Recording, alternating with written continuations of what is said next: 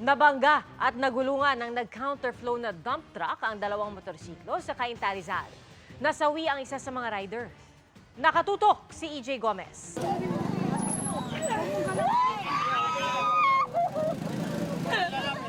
Napahagulgol na lang si Cheneton nang makitang nakahandusay sa kalye ang wala ng buhay na katawan ng kanyang mister na si Bobby. Nabangga at nagulungan si Bobby at ang kanyang motor ng dump truck na ito nang kumabig ito papunta sa kabilang lane sa isang bahagi ng East Bank Road, Barangay San Andres, Cainta Rizal, pasado alas 9 kagabi. Damay sa insidente ang isa pang motorsiklong nagulungan din ng dump truck.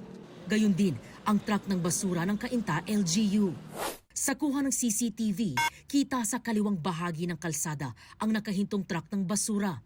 Nang tumawid sa linya nito, ang dump truck at saka bumangga.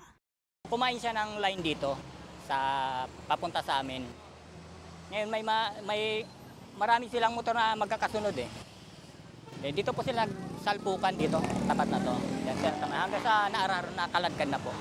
Yung isang driver ng motor, tumalon siya. Diyan siya pumasok sa ilalim. Umuungol kasi nakatagilid. Masakit siguro yung katawan niya. Kaso yung paa niya nakalabas sa truck. Kaya sinabihan ko siya na, "Ma'am, okay lang po na iurong ko yung paa niyo kaya baka masagasaan ng sasakyan." Isinugod sa ospital ang isa pang babaeng rider na biktima. Ayon kay Cheneton, pauwi na ang kanyang mister mula sa maghapong pamamasada nang mangyari ang aksidente. 8 or 9 po kasi yun, umuwi na siya.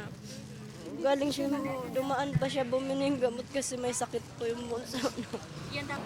Nasa kustodiya na ng Cainta Police ang driver ng nakabanggang truck. Attorney na nga lang namin ang nakausapin nyo. Ano po ba talaga tayo ang nangyari? Kwento nyo lang po. Wag na. Attorney na lang. Maharap siya sa kasong reckless imprudence resulting in homicide and physical injuries. Para sa GMA Integrated News, EJ Gomez, nakatutok 24 oras.